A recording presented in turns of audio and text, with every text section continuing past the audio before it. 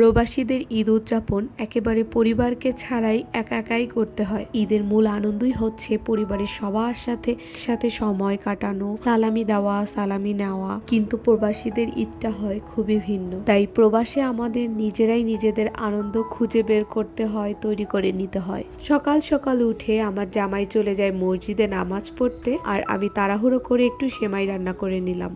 এরপর তাড়াহুড়ো করে খেয়ে দিয়ে বেরিয়ে পড়ি এক বাঙালি বন্ধুর বাসায়। আমাদের আজকের প্ল্যান হলো আমরা বন্ধুর বাসায় লাঞ্চ করে আম্পাংটা ঘুরে দেখে তারপর শাহ আলম চলে যাব আইসিটি পার্কে। মালয়েশিয়ায় কম বেশি সব জায়গায় আপনি পাহাড় গাছপালা দেখতে পাবেন, কিন্তু আম্পাংটা একটু ডিফারেন্ট। এখানের পাহাড়গুলো অন্যান্য জায়গার থেকে একটু বেশি উঁচু। মূলত আম্পাং বেশি সুন্দর লাগে এখানকার পাহাড়গুলো আর নীল আকাশের জন্য। এখানে সব বাড়িগুলোই ডুপ্লেক্স, এখানে বড় কোনো কন্ডোমিনিয়াম দেখা যায় না, যার কারণে পুরো শহরটা মনে হয় যেন হাতে আঁকা পাহাড়ের বুকে ছোট ছোট ঘর। এই জার্নিটা প্রায় 1-1.5 ঘন্টার, কিন্তু পুরো জার্নিতে আমার একবারের জন্য বোরিং ফিল হয় নাই, বরঞ্চ এই নতুন জায়গাগুলো এক্সপ্লোর করতে আমার খুব ভালো লাগতেছিল আর রিকানেক্ট করতেছিলাম সাজেকের সাথে। আমরা আমাদের বন্ধুর বাসায় চলে এসেছি, এখন কেনাকাটা করার পালা, তাই আশেপাশে এনএসকে খুঁজতেছিলাম। ম্যাপ দেখে এনএসকে বের করে ফেলেছি। এখন এখান থেকে আমাদের কিছু ফল,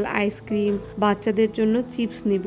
কেনাকাটা সেরে বন্ধুর বাসায় লাঞ্চ করে সবাই মিলে বেরিয়ে পড়লাম আইসিটি পার্কে। একে তো আম্পাং থেকে শাহ আলম অনেকটা দূর, তার উপর আবার ঈদের দিন সব মিলে গ্রাব পেতে অনেক বেগ পেতে হচ্ছিল। ফাইনালি একটা গ্রাব ধরে আইসিটি পার্কে চলে এসেছি। এখানে এসে মনটা আরো ভালো লাগতেছিল, কেননা প্রচুর বাঙালিদের দেখতে পেয়েছি যারা পরিবার নিয়ে বাচ্চা কাচ্চা নিয়ে এই পার্কে ভিড় জমাচ্ছিল। আইসিটি পার্কের প্রতিটা রাইড অনেক এক্সপেন্সিভ, এক একটা রাইড 50 RM থেকে টিকিট ফি। তাই আমরা কোনো রাইড এক্সপ্লোর না করেই চলে যাই আইসিটি শপিং সেন্টারে। এবার ঈদে আমাদের কারোই ঈদ শপিং করা হয়নি, তাই ভাবলাম এখান থেকে কিছু শপিং করে নেওয়া যাক। তাই ঢুকে পড়লাম সোগর আউটলেটে। সোগর প্রতিটা জুতার কালেকশন এত সুন্দর যে কোনটা রেখে কোনটা নিব তাই ডিসাইড করতে পারছিলাম না। এই জুতোগুলো 50% সেলে 50 RM পাওয়া যাচ্ছিল, ভাবা যায়। সোগোতে শুধুমাত্র জুতা না, এখানে খুবই মানসম্মত জামা কাপড়, খুবই কোয়ালিটি ফুল ঘর সাজানোর জিনিসপত্র, ক্রোকারিজ, সব ধরনের আইটেম পাওয়া যায় এবং প্রাইস রেঞ্জটাও বিভিন্ন ধরনের। এখানে লো রেঞ্জেরও জিনিসপত্র পেয়ে যাবেন, আবার হাই রেঞ্জেরও জিনিসপত্র পাবেন। এখানে হরি রায়া মানে ঈদ উল ফিতর উপলক্ষে মালয়েশিয়ান ট্রেডিশনাল ড্যান্স হচ্ছিল।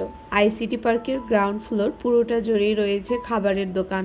মালয়েশিয়াতে আজকে প্রচন্ড গরম ছিল, শপিং করতে করতে পুরো টায়ার্ড হয়ে যায়। তারপর নিচ থেকে কিছু ড্রিঙ্কস আর খাবার দাবার খেয়ে গ্রাব নিয়ে বেরিয়ে পড়ি বাসার উদ্দেশ্যে। তো এই ছিল আমার পরিবার ছাড়া একটা ঈদের পুরোটা দিন।